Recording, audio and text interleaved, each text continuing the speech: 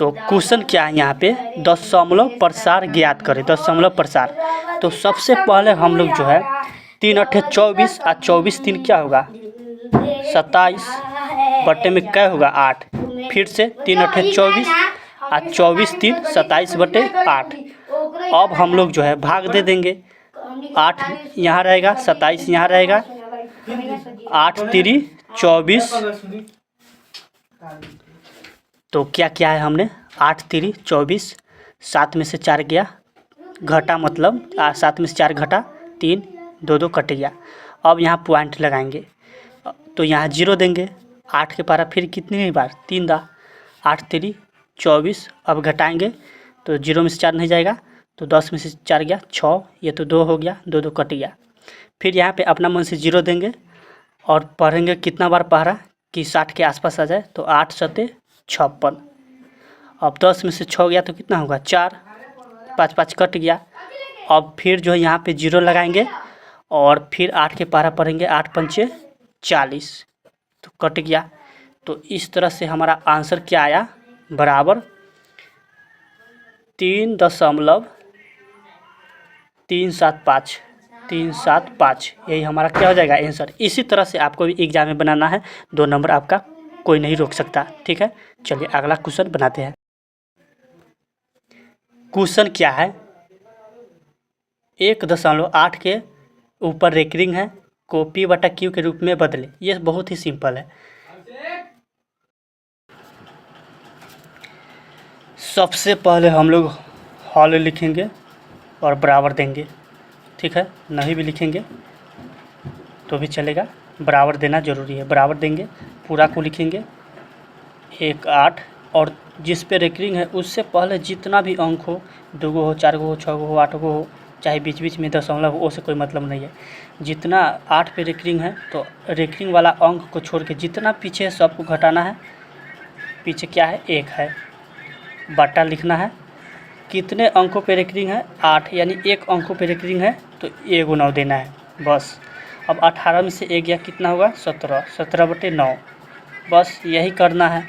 तो तुम लोग जो है यही नहीं बनता है हल्का हल्का। देखो एक बार इस तरह का सवाल रहे 0 6 3, तो 6 पे रेकरिंग है तो कैसे बनाएंगे। तो सबसे पहले इसको बराबर देंगे, पूरा को लिखेंगे 2 4 0 6 3, सब को लिख लिए।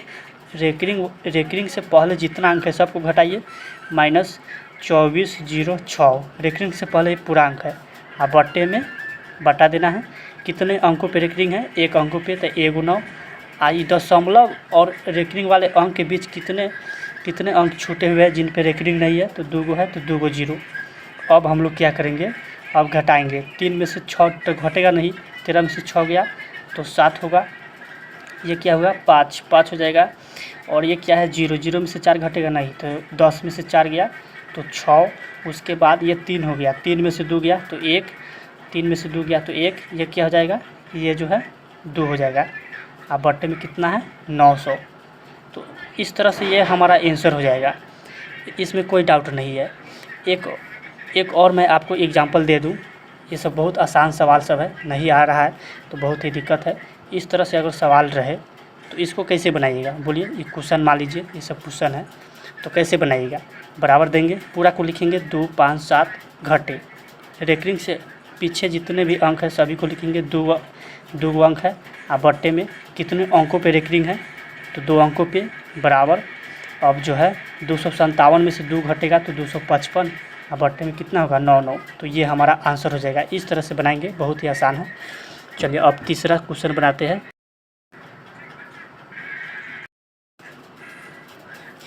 क्वेश्चन क्या है यहाँ पे तीसरा,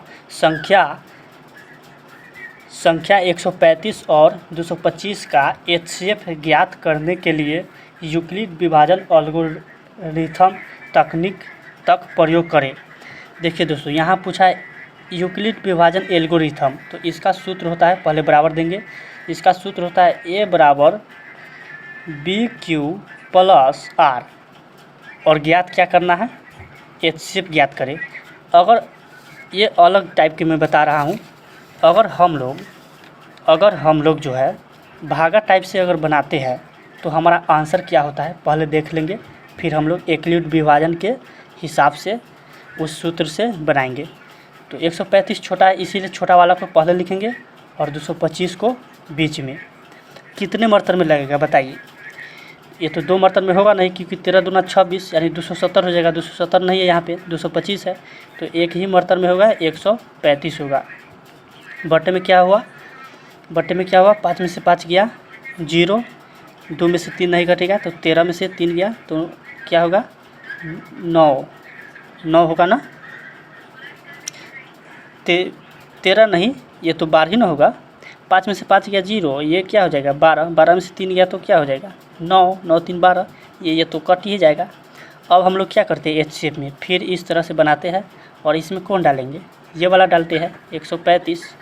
अब 9 दूना 18 यानी 180 होनी चाहिए, नहीं है 135, तो एक मर्तन में 90। अब 5 में से 0 गया 5, 13 में से 9 गया तो 4। अब हम लोग क्या करेंगे? अब हम लोग फिर इस तरह से करेंगे और बीच में कौन होगा? तो ये वाला 90। तो 45 दूना क्या होगा? 90, तो क्या हो जाएगा? कट जाएगा। तो इस तरह से हम लोग देखें तो एच शेप क्या आया? 45। क्या आया? 45। तो उसमें भी हमारा एल्गोरिथम से बनाएंगे, यूक्लिड विभाजन से, तो 45 एच शेप आनी चाहिए। चलिए अब हम लोग बनाते हैं। देखिए यहाँ पे, तो ये तो सूत्र हुआ, तो इस तरह से हो गया।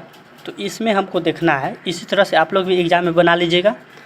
और एक क्या होता है? ये जो है ये हुआ ए बराबर B Q plus B Q, ये हुआ ए, ये हुआ बी, ये हुआ क्यू, और ये क्या हुआ? आर हुआ।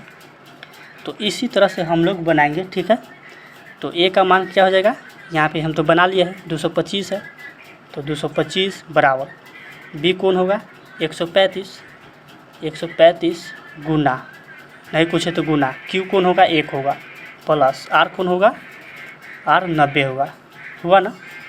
अब फिर देखिए, अब जो है फिर हम लोग देखेंगे, फिर यहाँ जो है ये अलग, अब जो है अब यहाँ क्या है? 90 है, 135 है, यहाँ 1 है, यहाँ 90 है, यहाँ 45 है। अब इसमें जो है इसमें कौन होगा? इसमें ये ए होगा, ये बी होगा, ये क्यू होगा, ये आर होगा। तो फिर हम लोग लिखेंगे ए कितना होगा? 135 बराबर बी कौन होगा? 90 गुना क्यू कौन होगा? 1 प्लस 45, हुआ ना। अब हम लोग जो है फिर ये वाला बचा था, क्या बचा था? 45, 90 और 2, क्या बचा था यहाँ पे? 45, 90, 2, और ये देखिए 90 अलग अलग लिख के बता रहे हैं कि तो समझ में आए। तो ये क्या हो गया? ए हो गया, ये क्या हो गया? बी हो गया, ये क्या हो गया? क्यू हो गया, यह आर हो गया। फिर इसी को जो है हम लोग जो है उतार देंगे इसमें, ठीक है।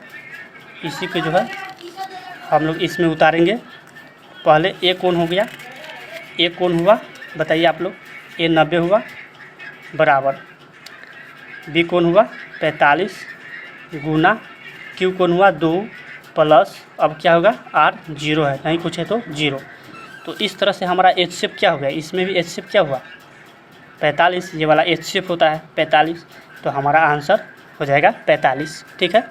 तो इसमें कोई डाउट नहीं है, आप लोग फिर से जो है एक बार देख लीजिए।